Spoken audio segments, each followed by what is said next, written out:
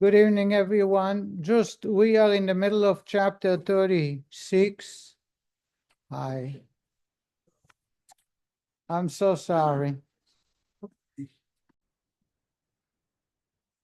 Again, we started last week, chapter 36. Just a brief summary of what we discovered until now. The rabbi is addressing 3 points. Number 1, why did God decide to create the universe? Number 2, what does it mean closer or farther from God? Well, we say there are universes that are more spiritual and close to God versus other universes. After all, God is unlimited. If God is unlimited and everything is God, there is no such thing as farther from God or closer to God. That applies to bodies. I can be here and I'm closer to you than to people in my home. But if God is everywhere and everything, there is no closeness in being farther from God. And the third question is, if God wants this universe, why did he create all the spiritual universes? These are the 3 main points the Rabbi is asking. We started discussion. Why did God decide to create the universe? And I shared with you the general explanation that's given. 2 reasons. One is God is good and kind, and he wanted to bestow kindness and goodness unto others. Therefore, he created the human being where he can act in kindness. That's why we refer to God's kindness every time we are asking, not out of merit, but out of kindness. Because God was so kind, it is unique. Emotions need somebody else. You cannot be kind unless you have someone to be kind to. And after class last week, I shared with somebody, some people use the term, I'm kind to myself. I'm kind to myself, so I spend on myself, so I indulge. It is a borrowed term. It's incorrect. Kindness only apply when there is another person. I shared with you that in the marriage, being kind to a spouse is the reason God made sure that we are incomplete, so that we can be kind to one another. When we start working out a calculation, I did so you have to do that, it's a business transaction, has nothing to do with being kind. And a marriage is all based on kindness. So because God wanted to be, just like I used the example of Abraham, when Abraham was circumcised the 3rd day of his circumcision, thank you, he could not bear to stay home. He needed to be outside to look for guests. And he begged them, Al na ta'avor me'al avdecha, the word na, as we studied today in Talmud, the word na, kach na et bincha, na, we study, God is begging, please. The same is about Abraham. Al na ta'avor, please, I beg you, do not pass my tent. I want to have this opportunity to serve you. If he can be kindness with himself, there would be no benefit. That's why God created the universe. The second reason is because God wanted someone to recognize and acknowledge God. And therefore, he needed to create human beings to turn around and say, come, let's bow down before our God. These are the 2 general explanations as to the reason God created the universe. Hmm? Yes. Every morning, ואל תאחר, and do not delay. We demand the chesed. But the whole prayer, what? There is no way that we have the right to demand. We can only ask for God's mercy and kindness. And the reason is because God is kind be'etzem. He is the epitome, he is the essence of kindness. And therefore, he wanted to bestow kindness. Therefore, he created someone in his image so he can bestow kindness. And I think there is not enough to be spoken about, because people outside the Jewish world say, I'm kind to an animal. They have a pet. I have fish. You might have a dog or a cat. When you act in kindness to the animals, it is not true kindness. Kindness will apply to a stranger. Kindness will apply to a competitor. Kindness will apply to my equal. As soon as it's someone below my level, it's not true kindness. A true kind person will not express his kindness if he is kind to animals. Although there is a mitzvah of Tzar Ba'alei Chaim, not to be cruel to animals. I studied today that I just studied that. Oh, I just studied it in Mishnah. The Gemara says that the day that idol worshippers come and buy from you a rooster, if they ask for a white rooster, you're not allowed to sell it to them. Why? Because they use it for idol. Says the Mishnah that you have a choice. You can chop a finger off the rooster's leg, foot, and sell it to them this way. Why? This way, they will not use it for libation, because they use only complete animals. So you're not helping them worship idols. But the Mishnah goes on to say, I'm sorry, the commentators come to say, what if you sell them one white among others, colorful roosters? Then not only you should not damage the chicken, because it's forbidden. Why? Tzar Ba'alei Chaim. So even though you have a suffix, you have a doubt, perhaps he's buying from you 10 chickens.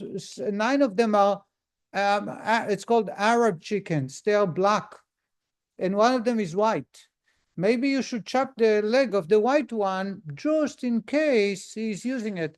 And says the commentators, no, don't do it. It's forbidden. Unless there is a purpose, you're not allowed to be cruel to animals. It's one of 7 laws of Noah. Correct. So therefore, true kindness does not apply to animals.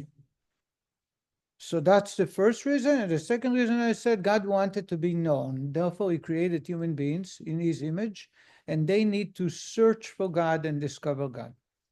The Alter Rebbe comes up with a third revolutionary idea. And we started speaking about it. I'm just going to summarize it so we can move on. The Medrash Tanchuma says, Nis'ave HaKodesh Baruch Hu, God a desire, lios lo, to create, Isbarech diro betachtoinim, a dwelling place in this nether lowest world. There are 3 key words in that phrase. And as I said to you, the Lubavitcher Rebbe, his entire teaching from A to Z is based on that verse from Medrash Tanchuma. Nis'ave means a taive. A taive in Hebrew means a desire which has no rhyme or reason. There is no reason. You cannot ask a question. In Yiddish, there is a phrase, "Af a taive fragt man nicht ken kashe." When I was a child, they asked me, "Why did you do it?" I said, "Because. I couldn't hold myself back. There is no justification. There is no rhyme or reason." Says the Rebbe, the Alter Rebbe, Nisav, God wanted. Why did he want? There is no place to search for a reason, because it came from a place where God had a desire. Ta'ava, Taf Aleph Vav A is the root word. Taf Aleph Vav, Nisave, he had a desire. Nun Taf Aleph Vav A. By the way, in Hebrew, in Chassidic language, taive is a very inappropriate word, because when somebody turned to me and say, you have a taive, you have a strong desire for this food, you have a strong desire for this speech or this wasting of time, it's a taive. And it's very lost, is within taive, so it's something very, very unaccepted. But the idea is a fataive fragment nishkin kashes, which means when God wanted it, he did not have a reason. Because as soon as what the Alter Rebbe says, as soon as God has a reason, it means he's incomplete. because he wanted something, meaning he didn't have. He wanted to feel in a certain way. It means he didn't have it, and it doesn't apply to God. The next word is, as we spoke in length, is dira. Dira is a dwelling place where he lives. I shared with you that there are people who, the Gemara says actually, someone who does not own a house is incomplete. What makes a person complete? In addition, the Gemara says that dira na'ah, a nice dira na'ah, kelim na'im, is one of the three things that a beautiful dwelling makes the person's heart open up. Enjoy life. You enjoy life when you live in a comfortable home. In other words, the home may be a very simple abode, maybe inexpensive, maybe but that's where you feel comfortable. You dress comfortably, you speak comfortably, you relax. Your neshama and your mindset, your emotions, your entire well-being is put together. When you're at the office or someone else, a place that, you're at a hotel, it's not the same. God wanted to create a place where he feels at home. It does not exist in any other universe, only here, even though in comparison to spiritual realms, I don't know what greatness he found there. But that's not the issue, that's not the point. God desired, the Melech says, not to visit, not to check up on us, not to spend time with us, but he wanted to create a dwelling. King Solomon has a whole chapter, Bosi Legani Achoisikala. God feels that this house is like a garden, a beautiful garden where he just enjoy. And the third word is betachtoinim. Where does he want to have the dwelling place? In the lowest place possible. So if there is a universe that's lower than this universe, that's where God is going to go. Just like water. If I pour water in the room, they will find the lowest spot, and that's where they're going to go. If they can find a lower spot, they'll go even farther. The Torah is the same thing. The Torah will find itself in the most humble of persons. So the lower a person gets to go themselves, the lower the God will be found. These are the three keys. So again, as we're going to now start moving, why God needed the spiritual worlds? If God wants a dwelling place here, why did he build a whole city? So many spiritual realms. The first idea that's brought in commentators is God wanted to bestow kindness, so he needed to create recipients. The second idea is God wanted to be known, therefore he needed to create human beings who are searching for God. The third idea, or serve God. The Alter Rebbe's idea is Nisa ve'HaKadosh Baruch Hu, God a desire to create a dwelling place that is his abode, where he feels comfortable like at home, and betachtoinim, the lowest worlds. The next section, the Rabbi is going to go and explain why did God needed to create all the spiritual realms? What was needed if the purpose is here? If I tell you that I love a certain home, and yet I'm going to build so many other homes before I build my final dwelling place, it just doesn't make sense. It's a waste. And that's the point the Rabbi is going to make. I'm going to show you an introduction to everything the Rabbi is going to talk about. The Rabbi is going to say that just like you run a business, if you run a business, the purpose of the business is to generate income. So I'm going to hire salesmen, I'm going to hire a webmaster, I'm going to hire network master, I'm going to buy equipment, so I'm going to have a H&R. There are many, many departments, many components to the business. All put together, I'm going to be able to sell computers, for example, or drive a car, whatever it might be. If at the end of the day, I am not earning a living, it does not generate income, then everything I did until now is valueless, has no purpose. Even though everybody is happy in what they do and they get a paycheck, it does not call the business a success, and the business does not serve its purpose unless the idea from the outset is fulfilled, which is to generate funds for the owner, for the investors, for the principals. If there is no income generated, The customer rep is doing very good job. The salesman is doing very well. The equipment's are top of the line. Everything is great. And a lot of people buy and sell. Doesn't matter. Because at the end of the month and the end of the year, whatever it might be, there is no income that generated from it.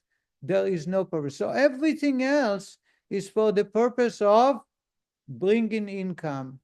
Am I able to skip all the other steps? The answer is no. If I want to bring income, I have to have an H&R department. I need to have customer service rep, and I need to have a salesman. I need to have a good furniture, and I need to have a computer, and I need to have demonstrations and models. There's many details that come to the place where, in order for me to generate the income at the end of the month, all that has to happen.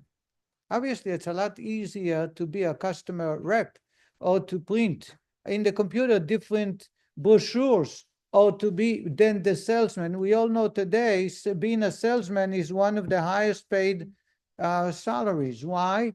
It's the most difficult part. However, without closing the sale, if you're in real estate, if you're in an investment, the last part is the most difficult part, without which everything else has no purpose. However, all of that is needed to support and to get to that point of the salesman. Says the Rebbe, the Alter Rebbe, in order for God to create a universe that is so far removed, we're going to talk about far and removed in a moment, from God, where people can sense themselves as their own gods, that they created themselves, there had to be all the other universes who create a process in Kabbalah. It's called Seder Hishtalshelus. Hishtalshelus is like a chain link of many links that are linked together, and one lower than the other until it's removed far from God. In the Seder Hishtalshelus, in the order of the chain reaction, it's there are many details. I'm going to share only one component because I have some examples, and they are, the rabbi says that the universes that God created before this universe are totaled in four universes: Atzilut, Bria, Yetzira, Asiya. We spoke about them many times. I saw two examples that demonstrate the idea of the four worlds. The first example I saw is the creation of a child. It can be before a child is born. There are four stages. By the way, what I'm saying is I saw it, but it's actually in Zohar. The Zohar said that God's baby is the universe. Just like you have in human being, you need a male and a female. The Shechina and God, there is the male component and the female component. By the way, we're starting a new JLI. In the third lesson, we're going to talk about Eshet Chal, the women of valor. Anybody knows who composed the women of valor? It comes from the book of Proverbs. The last chapter in Proverbs is a book of valor, is a women of valor, Eshet Chal. Anybody knows why we say it Friday night? So I didn't know it until now. It's the Kabbalists who did it, the students of the Arizal, and they refer to the Shechina. The Shechina is a female. And on Friday night, we call it Kala, boy Kala, boy Kala. The whole Echadodi is about the bride. And that's why we forget we should say Eshet Chal. But back to our discussion. Shlomo, King Shlomo, Shlomo Melech. Some say that some psukim refer to Sarah. Yes. But Shlomo Amer, King Solomon, but he's referring to, now he wrote it about, they say about his mother. No, Bathsheba is David. Oh, Bathsheba is his mother. Yeah, I'm sorry. Because on the day of the dedication of the Beis Hamikdash, she's the one who woke him up. But why we say it Friday night? That's my question. The answer I used to say always is because we show honor, we give honor to the women. But the Kabbalists did not have that in mind. When they instituted it, it was referring to the Shechina, Eshet Chal. So there's a male and a female component in this universe. So back to our four universes. You have the seed in the father, which is germane, has no value, it's inanimate. It's like, it's nothing. Then they start the connection with the female and the start of the pregnancy. Now there is some life that started. Then the third stage is the entire process of pregnancy, where slowly but surely the child, the fetus, grows into developing different body parts, as Kabbalah says, all the way to nails and hair. And then finally you have the fourth component, which when the child is born. God had in mind a child, an independent entity who can cry and be upset and tell you, I hate you. Before that stage, they eat from their mother what the mother eats, or before that, they didn't even have the mind of their own. It starts from the heart. And prior to that, there was no living organism yet. It's all from Atzilut is in God. The first universe is the drop, the seed that exists within God. Bria, the second universe, is when there is some organism that was just created. So there is a separate entity, but it's without this full support of the mother, it will have no existence. We call it majority is good, and there is very little that's separated from the creator. Then you have the entire process. The baby starts kicking, and the baby has needs, and there's all kinds, but he still needs. That's Yetzirah. Asiya is when the baby is born. Now the baby is not going to let you sleep. I have a child. I told him, I have let me hold. To say to, we appreciate all that you did for us. Now we see how much you cared. It takes 25, 30 years, depends. Sometimes it doesn't happen. Yes. So says the Alter Rebbe, even though the seed in the husband, in the father, is much closer to the father, it's part of the father. Before it's a drop, it's in the brains. It's the brain of the father. Even the beginning start point, there is no doubt there is a mother. You won't find a child. Even though the same is the third stage of the pregnancy, it's the mom. But the whole process was created for one reason, for a child to be born, to be able to cry and keep you awake, to make sure to criticize you and tell you he can do much better than you do. And when he grows up, he will do it differently. All that is so that one day they would come and say, we love you. That's the way God wanted it. And the way the Rebbe explains that from God's point, it's impossible to be closer or farther from God. We have discovered that everything is God. There is no way to be staying farther or to become farther, even through sin. We cannot be farther from God. For God, we are everywhere. The only idea of farther and closer is from the recipient. And we used last week the example of a window. You have the sun, as we studied in the last chapter, chapter 35, where an idol worshiper asked a rabbi, how many gods you have? You have a God here, you have a God there. And he said to him, have you seen the sun? The sun has there are many windows in the many homes. Each one receives part of the sun, and it affects the room. Says the Rebbe that when someone creates a veil, then he's farther from God. Father, not physically. Father metaphorically. He's not as connected to God. What happens when they remove the veil? Now they're closer to God. Did they have to fly up to Shamayim? The answer is no. So when you look up to God and you say, where is God? You ask children, they say over there. It's not necessarily the case. It's actually down here. The lower we go, the more godliness there is. The idea of being farther or closer to God has not to do with God at all. It has to do with the human, with the persons. If we are studying Torah, if we are fulfilling a mitzvah, we are very close to God. If we are, and God forbid not, then we are creating a veil, a separation. For God, God is the same. God didn't change. God is as close to us as before with no difference. And the Hishtalshelut and the chain reaction, the chain link order as the four universes, these are considered veils. God created many veils to conceal himself, just like the child.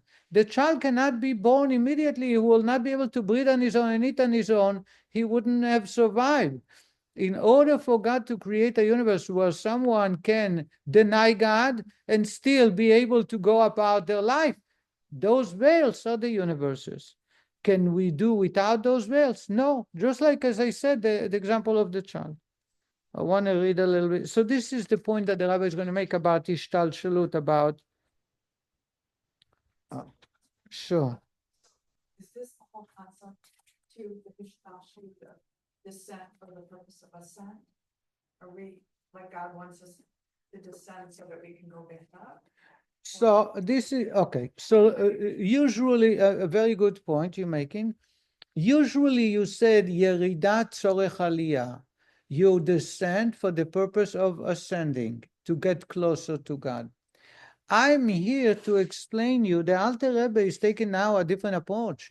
The Alter Rebbe says, you are never able to be close to God than you are here on this world. So it's not about the outcome later on.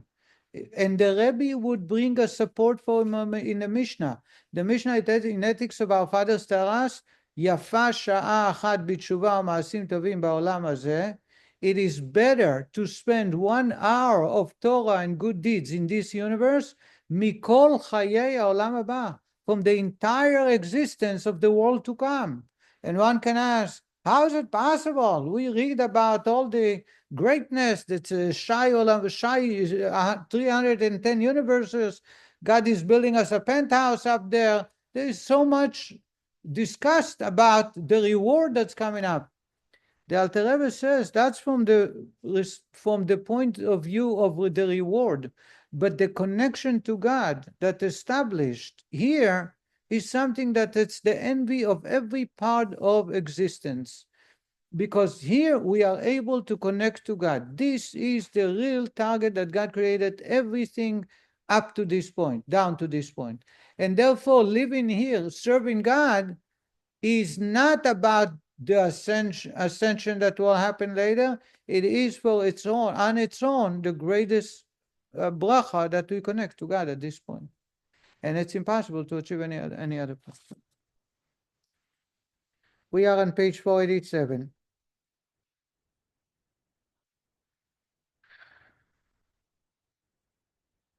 I'm sorry, I'm going to read from 486. The degree of concealment varies, however, from world to world and from level to level. Here, the distinction between higher and lower realms becomes valid as the Alter Rebbe continues. Here is the point the Rebbe is making about Hishtalshelus. This concealment is the subject of the Hishtalshelus, the chain-like graded and downward succession of the worlds and their descent from level to level, through the many garments that conceal the light and the life force emanating from him, and the more concealment, the lower the descent, culminating in the creation of this physical gross world. This world is the lowest in degree. There is none lower than it in terms of concealment of highlights of his light, and no world compares with it for doubled and redoubled darkness. Nowhere is God's light as hidden as in this world. It is the only place a human can stand up and say there is no God. In no other place, no other universe, there is a possibility that a creature can deny God. So much so that it is filled with klipot and sitra achra, with evil, which actually oppose God, saying, I am, and there is nothing else beside me. It is thus clear that the term lower realms refer to this physical world and the very lowest in degree of divine revelation. Since there is but one order of Hishtalshelus, a question arises.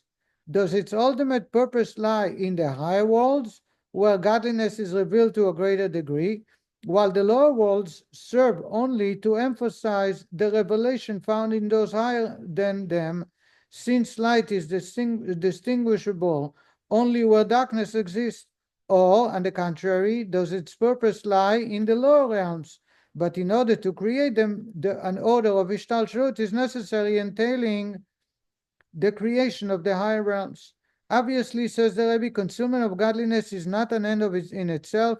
Thus, if we assume the second position, it follows that these lower realms were created so that the darkness prevailing them be transforms to light.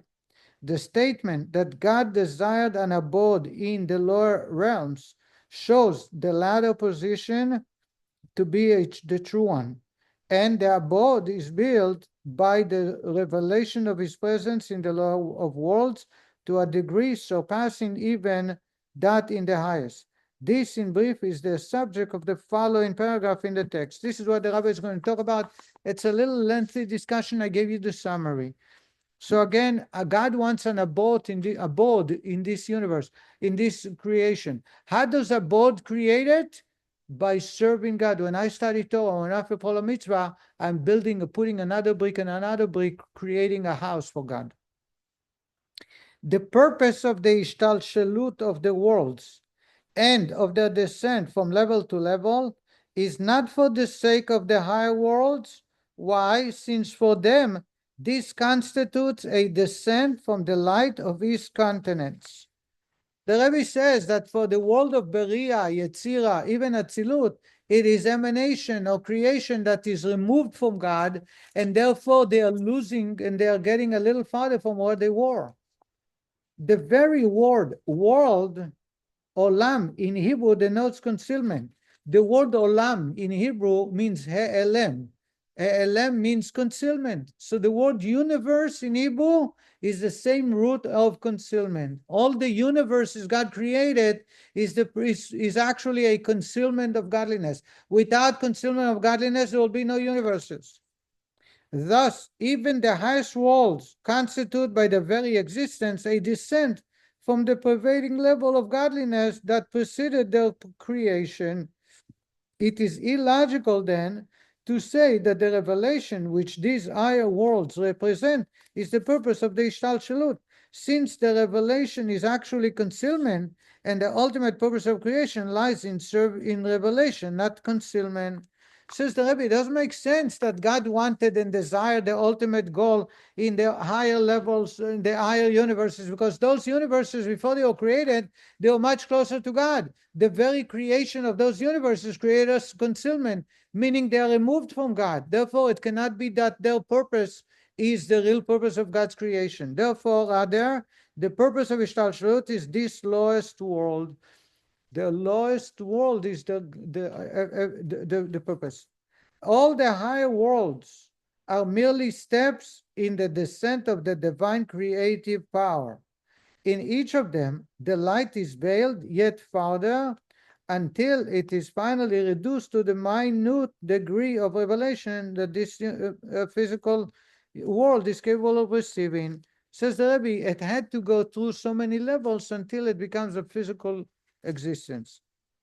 Thus, the purpose of the Hishtalshelus in this world is this world, for such was his will, that he find it pleasurable when the Sitra Achra is subjugated to holiness, and the darkness of Klippa is transformed into holy light, so that in the place of darkness and Sitra Achra prevailing throughout the world, the Ein Sof light of God will shine forth with greater strength and intensity, and with the superior quality of light that emerges from the darkness. That is, when darkness is transformed into light, the resulting light is superior to ordinary light. It will thus shine with greater intensity than its radiance in the higher worlds. Why? There, in the high worlds, it shines through garments and through concealment of the countenance, a concealment of the pnimiyut, that is, of the internal aspect of the light, which conceal and screen the Ein Sof light, so that the worlds do not dissolve out of existence. However, in this universe, it is total concealment, total darkness, and when we shine light, the quality of that light is far greater. For were the Ein Sof light not screened by garments, the worlds would not bear it and would dissolve. Thus, the revelation wrought by subjugation of the Klippa in this world is greater than that of the high worlds. There, the Ein Sof light is hidden, whereas here, in this world, it is revealed in all its strength. A question arises, however, how is it possible, even upon subjugating the Klippa and transforming them into holiness, that we in this world should experience a revelation of the Ein Sof light without veil or concealment, when even the higher worlds cannot receive such revelation without dissolving into nothingness? In answer, the Alter Rebbe writes, for this purpose the Holy One, blessed be He, gave Israel the Torah, which is called might and strength, for it gives us strength to receive such revelation without being overwhelmed by it. Says the Rebbe, as our sages and as our rabbis say in the tractate Sanhedrin, that God gives tzaddikim the strength to receive the reward in the world to come. Why is this strength necessary? Why does He have to give strength? So that their existence should not dissolve within the divine light that will reveal itself in the hereafter without any garments. As it is written, and your teacher will no longer hide from you, meaning not as much as some interpret the verse, He will no longer withhold you rains, but following Rashi, He will no longer conceal Himself from you with the edge of a robe or garment, kanaf, and your eyes will behold your teacher. And it is also written, for they shall see eye to eye, meaning that the human eye will see the divine as the divine eye sees. That is, we will clearly see the revelation of God's light. And it is further written, the sun shall no longer be your light by day, for God will be your eternal light. So the rabbi went on with many verses from the Torah. I just want to summarize what the rabbi is saying. That the real purpose in all the universes is to create veils and concealment so that this universe will be created to where there is total darkness, complete darkness. And if someone decides that there is no God, he can come up with all kinds of excuses and stories to prove his point. But the greatest pleasure for God is when we bring light into this dark place. The next question was, if I bring light, if I connect to God to such great degree, how is it possible for me to contain such great godliness? After all, the higher worlds are not able to. That's why they were concealed from God. How is it possible in this physical world?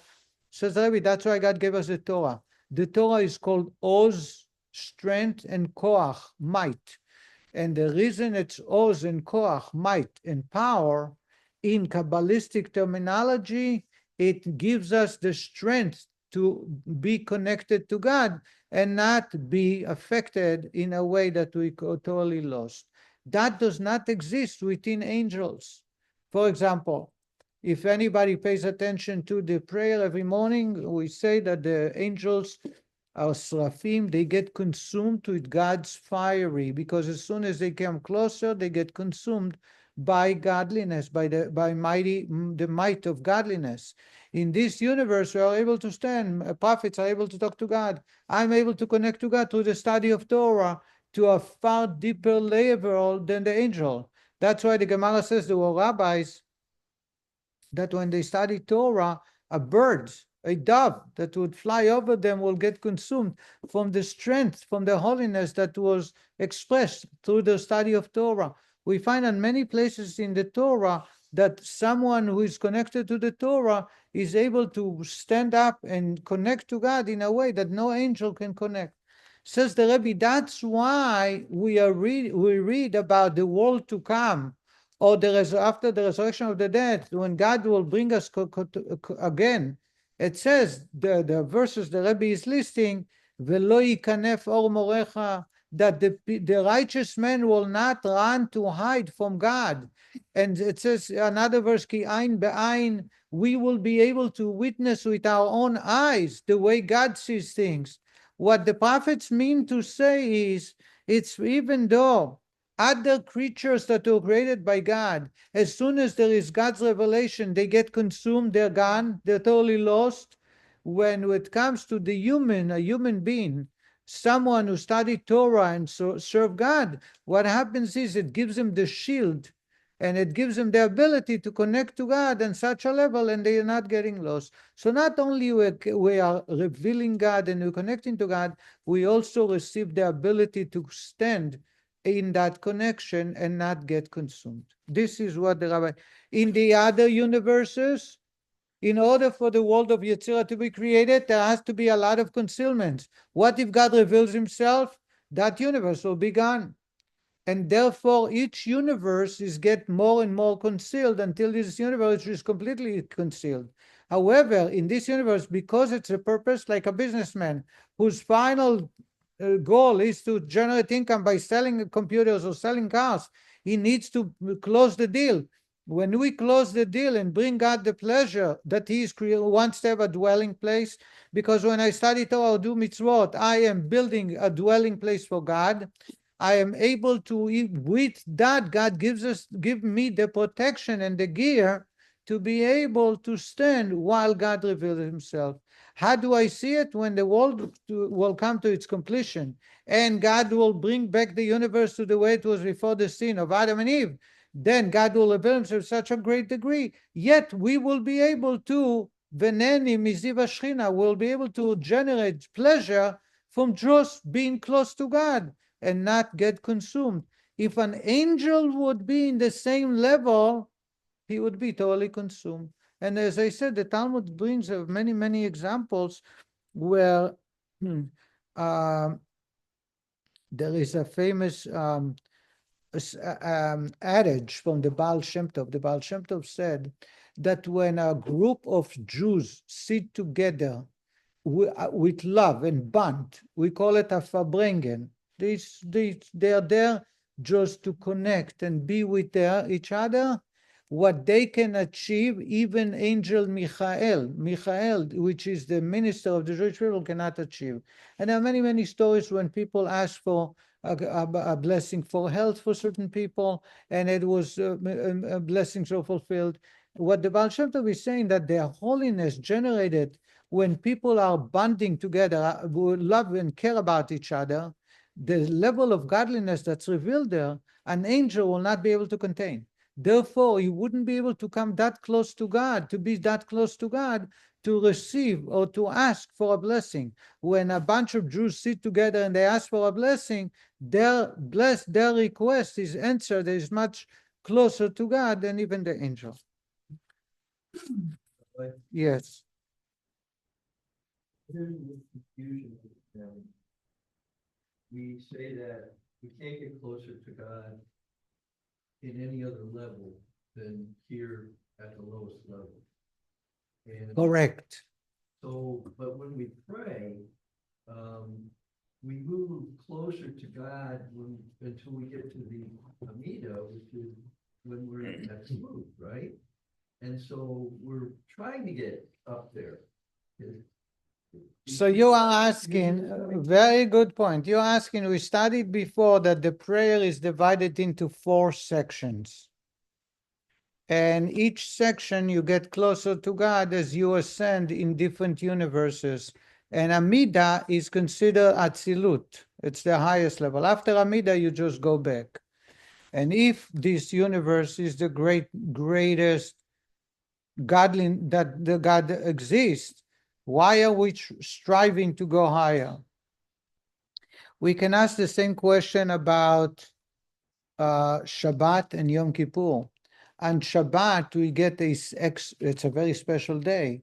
It's so special that even physical objects bring us pleasure, and it's a mitzvah. Oineg Shabbos. There is a mitzvah to eat and drink on Shabbat. There are people who serve God every day or celebrate Shabbat every day, There is a machlokes, there is an argument in the Gemara, the best way to do it, between Hillel and Shammai.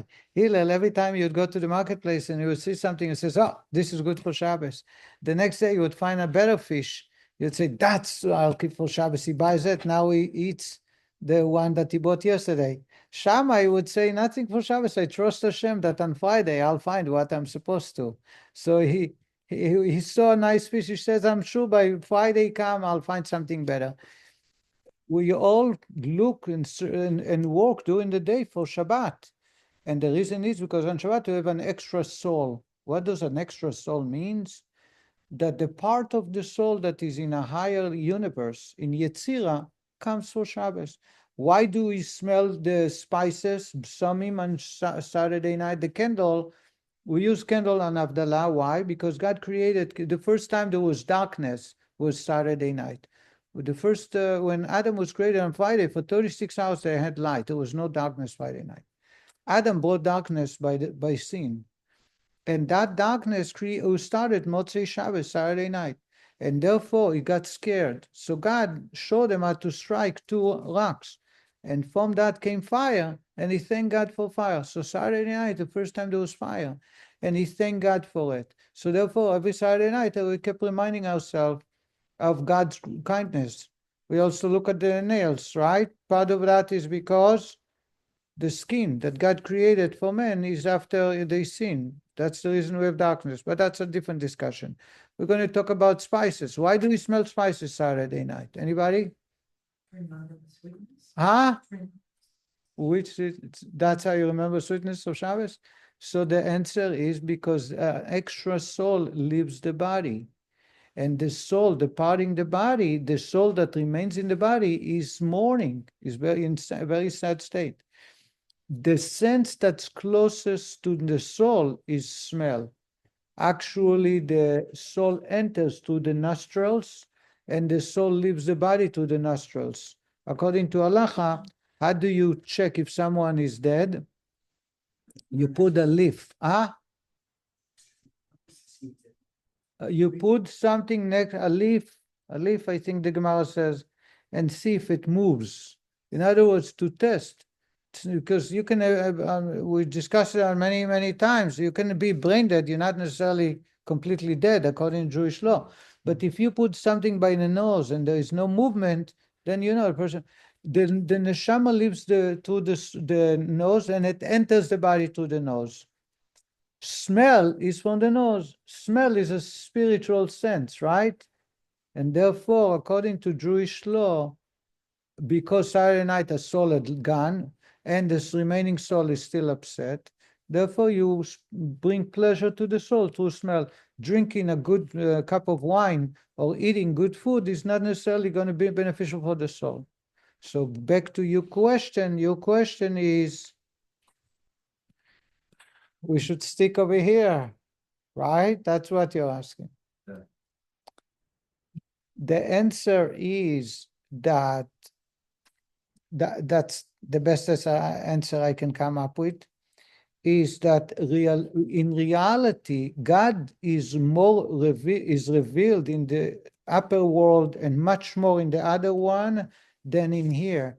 In here, in order for us to reveal the godliness, we have to study Torah and perform the mitzvot. What happened when we disengage with the study Torah and mitzvot? It's total darkness. It's like a light, a strong light, as long as it's connected to the outlet. You pull the plug, what happens? It's all darkness. In the other world, the sun shines. There is no problem with light. Therefore, it's a much far greater pleasure for the soul. That's why the soul is pushed to this universe against its will. You know that, right? We say it every morning, Neshama shenatata bi. And Hillel and Shammai, the halacha is according to Shammai, that it's better for a person not to be born. The soul don't want to come into this universe. And why? Because it does not sense God. It's in confinement. The body is a jail for the soul. The only time you allow for that revelation to happen is when you start Torah and perform mitzvot. The moment you stop, it's like pulling the plug and there is no light. There is no flash. That's right. What happens when you pray to God? especially the morning prayer, the neshama gets higher and higher and connects to a much greater universe, and therefore it's a much brighter light. But the ultimate result is serving God in Torah and mitzvot here. Yes. Strive to rise higher to God, yet God is in the lowest place. Because I think the lower we go, the more humble we become. More humility is more important than anything else I thought. So that's the point. That's another point. Right, you're right on that. So what's the question? about rising, talk about being low. Where is the understanding of what we really should be striving for?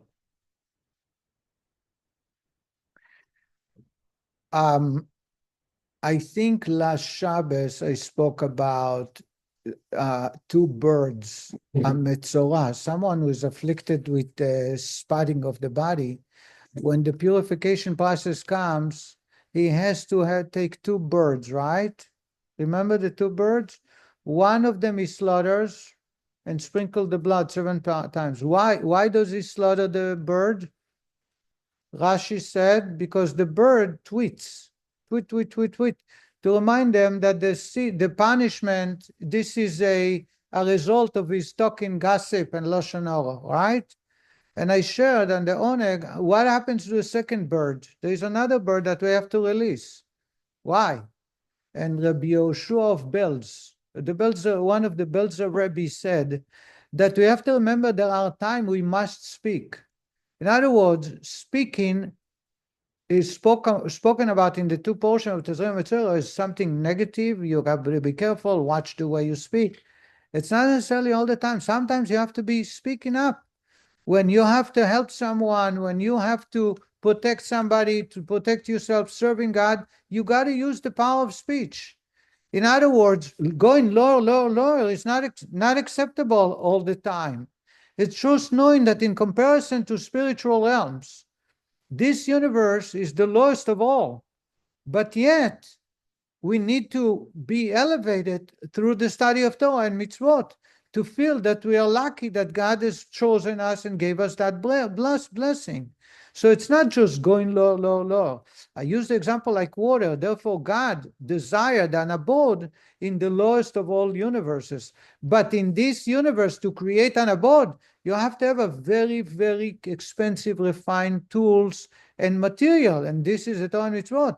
If someone said, let me serve God and create an abode by living the life the way I want and, eating everything I want, celebrating life the way I want, that's not godliness. That's a very dirty, spiritually very dirty lifestyle, and God is running away from it. So you need to have a balance. Does it help? We'll stop here and continue next week, God willing. Thank you very much, everybody. Good night.